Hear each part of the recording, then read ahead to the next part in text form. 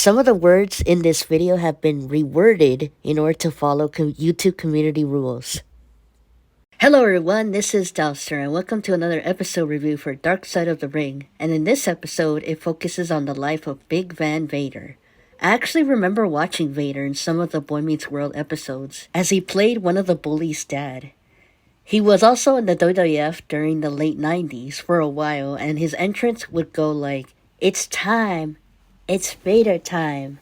Unfortunately, Vader has passed away, and I think he wanted to be in the WWE Hall of Fame when he was still alive, but never got in it until a couple of years later after he had passed.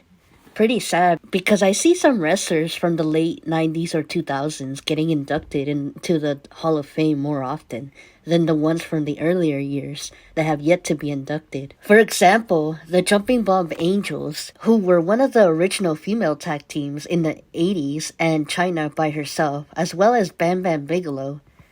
There's also some others, but not all the families want their late loved ones to be in the Hall of Fame for a specific reason. Anyway, I'll go over the episode first and share my thoughts at the end. In case of confusion, I'll call Vader by his real name, Leon, or Vader. Vader's real name was Leon White, and was born on May 14, 1955, and would have been 75 this year if he was still alive. Leon grew up in Linwood, California, 2 miles off of Compton, which is known to be a dangerous area. He grew up in a violent home revolving around alcohol. While he was a child, Leon had to grow up fast, as he had to be in charge so that he could take care of his family. When he was at school during the 60s, Leon would get into fights.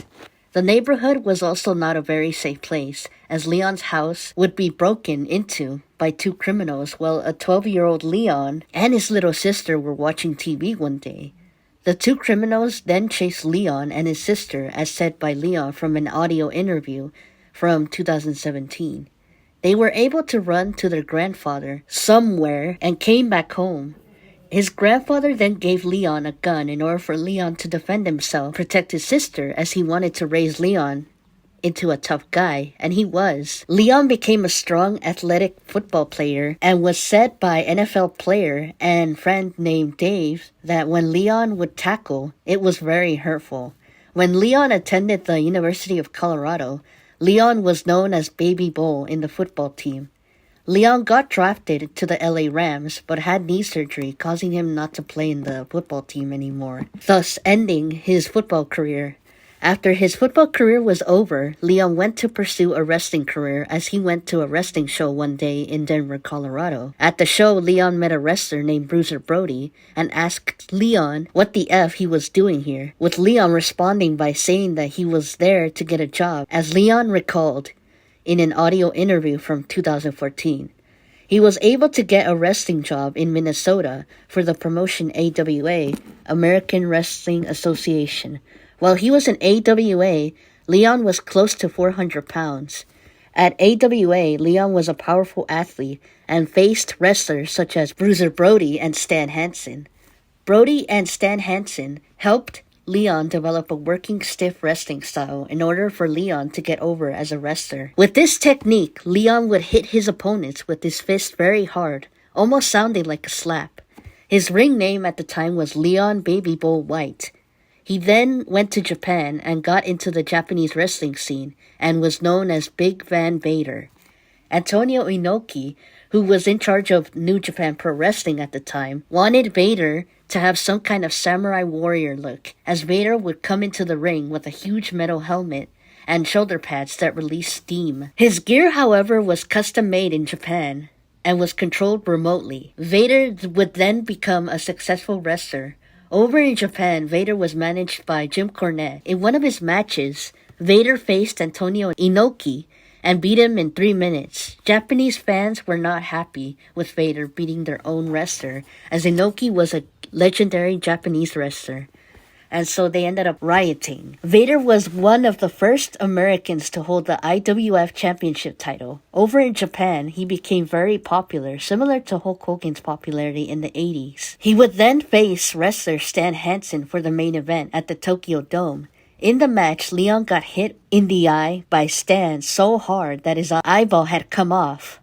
If you end up watching it, it is very uncomfortable as Leon's eye socket looked very swollen and not in a good way.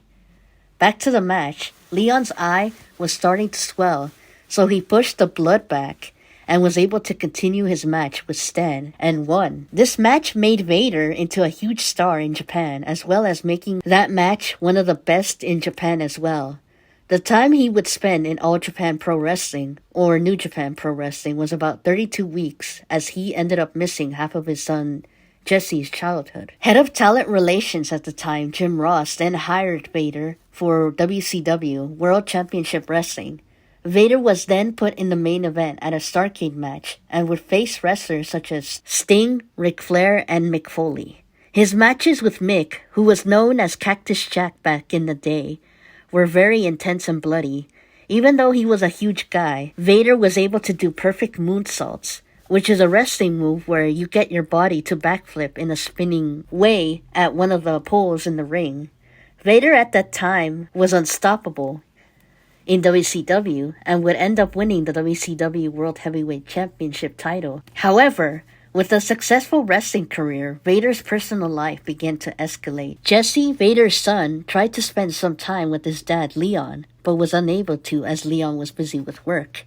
Leon was featured in TV commercials, Baywatch, Boy Meets World, and many other media appearances as he became a workaholic. Jesse said in the episode that he felt jealousy as his dad would have fans asking for his autograph whenever Leon would come to Jesse's basketball games. In an audio interview, Vader said that he had a hard time getting out of character. Aside from the character, Leon would become more violent as he liked being the tough guy. At home, he was also abusive towards his wife, now ex-wife, Deborah. Deborah said that she never wanted to leave Leon as it would have been very difficult for him. Stan said while being interviewed for this episode that Vader would go from 1 to 10 very fast when it came to his personality. A few examples would be Vader breaking Sting's wrist, almost ending Nikita Koloff's wrestling career, and giving Mick a concussion. He even temporarily paralyzed a wrestler named Joe Thurman, whose real name is Joey Thurman, at a WCW match. Joey said in the episode that he wanted to be a big star, and before he had his match with Vader, he was told by Vader that he was going to powerbomb Joey as a way for Joey to prepare himself. Joey said that the match has bothered him for 32 years, as you'll hear why. He recalled in the ring as he was being destroyed by Vader that Vader had told Joey angrily to jump. When Vader gave Joey a chokeslam, Vader then angrily told Joey to come here, you little piece of crap. In one of the clips that they show, Joey can be seen thrown carelessly by Vader. All of a sudden, Joey landed on his neck and went numb. Joey had broken his back in 2 places and had almost severed his spinal cord. Mick recalled seeing Joey crying in the locker room after the match was over. Once Joey was at the hospital, the doctors had told him that he would never be able to wrestle again.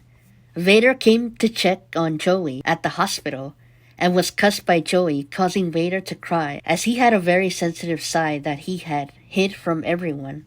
His wife remembered Vader crying a lot when he would get sad. The violence, however, did not stop for Vader. When Hulk Hogan came to WCW, he and Vader would clash as they both had big egos.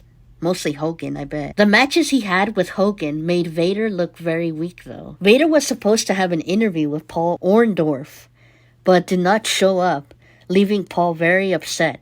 Paul got so upset that he pushed Vader, causing Vader to get very mad. However, he then punched Vader, causing an uproar, as this caused Vader to be let go from WCW because he ended up taking the fault. After WCW, Vader began to make poor choices, but was then hired by JR for the WWF, yet JR had to monitor Vader's behavior. Vader debuted at the Royal Rumble and got beat up by Gorilla Monsoon, only to then powerbomb Gorilla Monsoon later on. Jim thought that Vader was going to be a monster heel, but Vince McMahon did not know anything about Vader outside of WWE. While in WWE, Vader had become energy prone and gained more weight, causing Vince to not be happy about it. Vince then had Vader and Yokozuna go into a weight loss camp program in North Carolina, but only for them to gain more weight. The reason for this is that they smuggled fried chicken into the camp. Vader would then have a match with Shawn Michaels, who at the time was Vince's golden boy and a very problematic guy before the 2000s. Shawn actually hated working with Vader because he thought that Vader was very stiff. Back in those days, Shawn would tell Vader that he would have him fired. This would cause Vader to cry. In the episode, they also mentioned how Shawn did not want to work with Vader because Vader did not wash his wrestling gear as it smelled like body odor. It was because of Shawn that Vader got buried due to Shawn complaining to Vince, as Shawn was able to get away with everything since he was Vince's favorite. At SummerSlam, they would then face each other again. Shawn wanted Vader to move fast once he had hit the mat, but Vader did not, causing Shawn to change positions and stomp Vader's head while yelling at Vader to move. This caused Vader to feel utterly disappointed in himself, as well as getting more angry than ever. Vader would then get demoted, as Shawn had told Vince that Vader was not ready to be a star. Things would get even more worse for Vader when, in a television interview in Kauai that featured him and The Undertaker, would escalate. The interviewer had asked Vader and Undertaker if wrestling was fake, causing an angry Vader to respond to the interviewer that his questions were insulting. Adding insult to injury, Vader then goes up to the interviewer very quickly and scares him, as Vader had his fist close to the interviewer's face. The incident would be classified as a physical assault. Vader would then make threats and was detained in Kauai. The people in Kauai took Vader's passport and wanted Vader to be put in jail. He was able to get house arrest for 2 weeks as a result of his punishment. In an audio interview for 1998, Vader had said that the management had told Vader to go crazy in the interview and flip tables so that their WWF interview in Kauai would be the highest rated show. He also mentioned in the audio interview that the announcer was live on set, but did not go over the plan to the interviewer. Vince and the WWF had already left without Vader while he was in house arrest. This incident with the interviewer had caused Vince to lose interest in Vader, but Vader felt that he deserved more. As Vader got older, his pain had worsened, causing him to take pain medicine. Deborah said that the medicine changed Vader and had gotten self-destructive. After losing his match to Kane, an interviewer went up to Vader and Vader answered in the microphone by calling himself negative things such as being a fat piece of crap. Jerry Briscoe said in the episode that Vince had told Vader to say bad things about himself once he had gotten to the mic. Vader had gotten very mad as his career in WWF was over and ended up losing himself. He then got demoted and lost more matches to many wrestlers, one of them being Edge, as he had just started during the 90s. As he got older, Vader struggled with his identity as no one wanted to talk to him anymore. When Jesse had gone to college, Leon would be away from home and drink, causing Deborah to divorce him. Leon would then stay in bed for 3 to 4 days as he would try to sleep off the pain that he was having with his body. It was later confirmed that Leon was actually diabetic and did not find out until he had gotten older. Once Leon went to Japan and drank one day, he went into a coma. His health was declining badly as Jesse had taken Vader to see a doctor and was told that Vader had congestive heart failure. In a 2017 audio interview, as heard in this episode, Vader said that he was over 400 pounds when he was in WCW for the second time. Once Jesse got Vader back home, Vader would then get pneumonia. One day, Jesse had found Leon unconscious and was again put in a coma. He was able to get surgery but was unable to speak after the surgery. Jesse took good care of Leon as he would feed him. After Father's Day, Leon was able to tell his son Jesse that he loved him, as Jesse said that it was the first time that he had heard his dad talk after a month and a half. Jesse then got a call from Leon moments later telling him again that he loved him once more.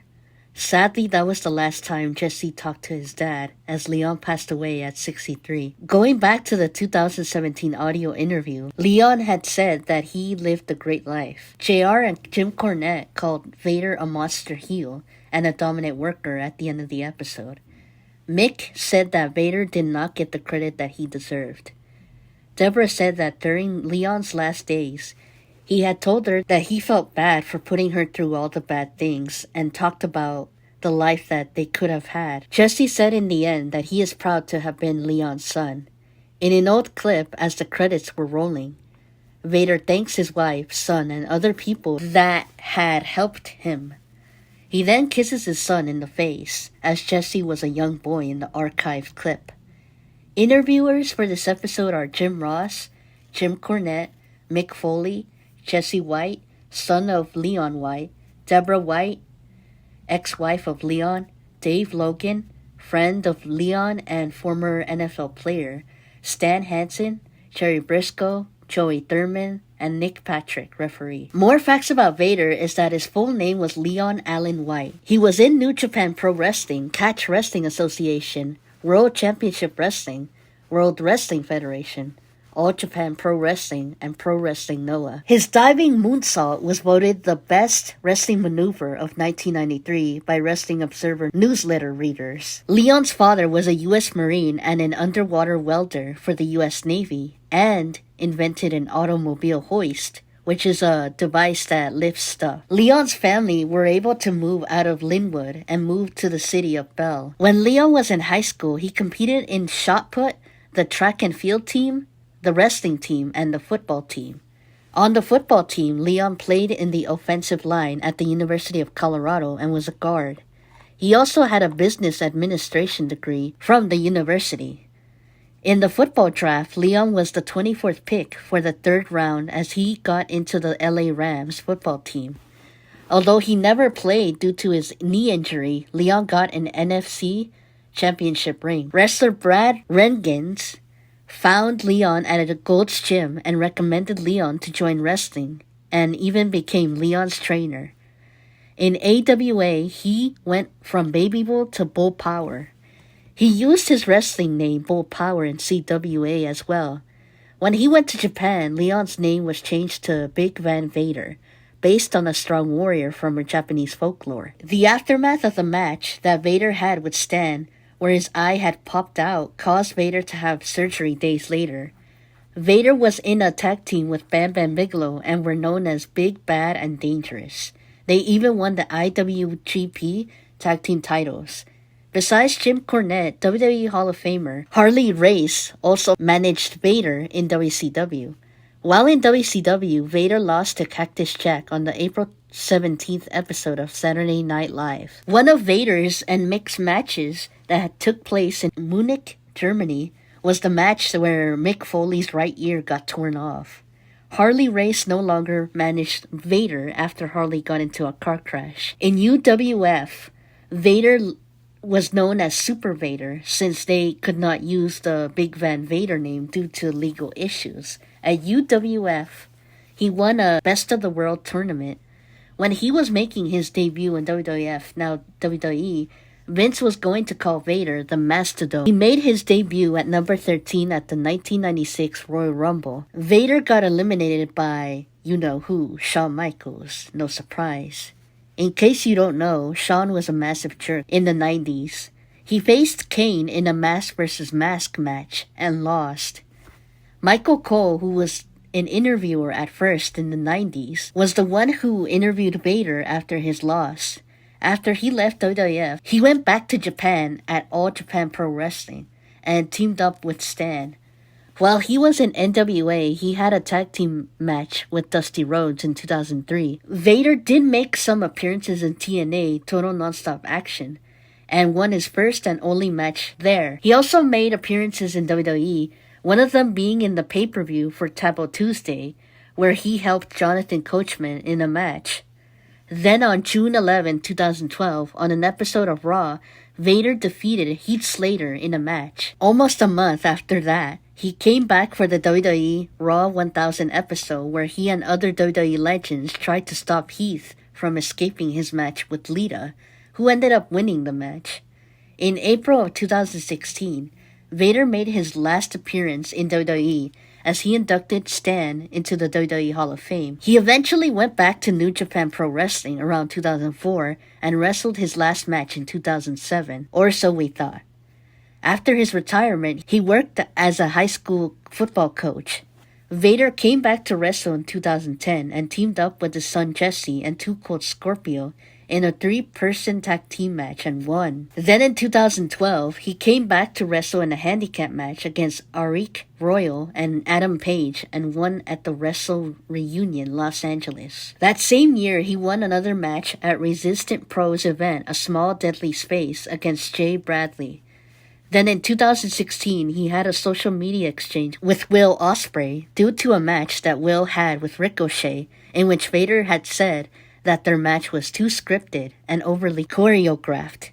Months later, he and Will had a match in Revolution Pro Wrestling, where Vader had won. 2 days after that, he won another match against Savi Sid Scala at the XWA Wrestling Promotion. In 2017, Vader collapsed at a match that he had in Japan. Since then, he had more matches, and his last official match was a tag team match and won it. Other than TV shows, Vader has also appeared in 3 films such as Fist of the North Star, Hitman Hart, Wrestling with Shadows, and The Unreal Story of Professional Wrestling. Video games such as Fatal Fury, Saturday Night Slam Masters, and other Japanese video games had or were based on Vader. Vader has also been featured in numerous video games for WCW and WWE. His son Jesse had a contract with WWE and was known as Jake Carter, but was released in 2013. Leon was a born-again Christian. Vader has had a knee replacement surgery, which caused him to get a wound infection and get bedridden for 6 months. He got into a car crash and was unconscious for 35 minutes. When Vader tweeted about his diagnosis, he said that he regretted it as he wanted to continue to wrestle and would like to die in the ring. Sting would visit and support Vader during his last days. In All Japan Pro Wrestling, Vader had won the Triple Crown Heavyweight title twice, the World Tag Team titles once with Steve Williams, and has won the Champion Carnival Tournament in 1999. For CWA, Vader won the Intercontinental Heavyweight title once, the World Heavyweight title 3 times, and the CWA Brahman Catch Cup in 1987. Over at Impact Zone Wrestling, Vader only won the World Heavyweight title once. For New Japan Pro Wrestling, Vader won the IWGP Heavyweight title 3 times, the IWGP Tag Team titles with Bam Bam Bigelow once, the Super Grade Tag League 1991 with Tatsumi Fujinami, and the IWGP title tournament in 1989. A magazine called Pro Wrestling Illustrated gave Vader the Wrestler of the Year win in 1993, was ranked number 2 out of 500 singles wrestlers for the PWI 500 in 1993, got number 27 out of 500 singles wrestlers for the PWI 500 again in 2003, and number 36 out of 100 for tag teams of the PWI years in 2003 with Bam Bam Bigelow. Over at Pro Wrestling Noah, Vader won the tag team titles once with Scorpio and won the GHC tag team title tournament in 2001 with Scorpio. The Tokyo Sports newspaper gave Vader and his tag team partner Stan the Best Tag Team Award in 1998. At the Universal Wrestling Association, he won the World Heavyweight title once. For the Union of Wrestling Forces International, Vader won the Pro Wrestling World Heavyweight title once and won the Best of the World tournament in 1994. Sorry, CM Punk, I guess you're not the only one. At WCW, Vader won the World Heavyweight title 3 times, the US Heavyweight title once, and the Battle Bowl in 1993. Vader never won a title for WWE, but has won a Slammy Award for Crime of the Century in 1996 for assaulting WWF president at the time, Gorilla Monsoon, and yes, this was a category. He got into the WWE Hall of Fame in 2002, 4 years after his death. In the newsletter for Wrestling Observer newsletter, Vader won the Best Heel category, Best Wrestling Maneuver, and Best Wrestler of the Year in 1993. He was also in the Most Improved Wrestler in 1999 and got into the Wrestler Observer newsletter Hall of Fame class of 1996. I give this episode a 9 out of 10 as it was a good episode that made me feel so bad for Vader. Vader was a tough guy who gave it his all in the wrestling promotions that he was in. He had almost lost an eye in a match and did moonsaults, even though he was a huge guy. Very inspirational and amazing to watch if you watch some of his matches on YouTube. It was very sad to learn that his time in WWF was bad, as he was given the Vince McMahon treatment. During the Vince times, wrestlers that Vince did not like have always been treated terribly, such as Gail Kim and Chavo Guerrero. Shawn was also a massive jerk for ruining Vader's run during that time. Hopefully Shawn has apologized to Vader for his behavior. Vader put a lot into wrestling, and I wish he would have taken better care of his health, as he died too soon. It was really nice of Jesse to take care of his dad, as some adults also do that for their parents. But overall, it was a great episode. Rest in peace to Vader. Gone way too soon. Thank you for watching this episode review, and I'll see you guys in the next one. Take care of your mental health and everyone around you, and I'll do the same too. Also, sorry for this video being so long, as I wanted to give it justice. Anyway, bye guys.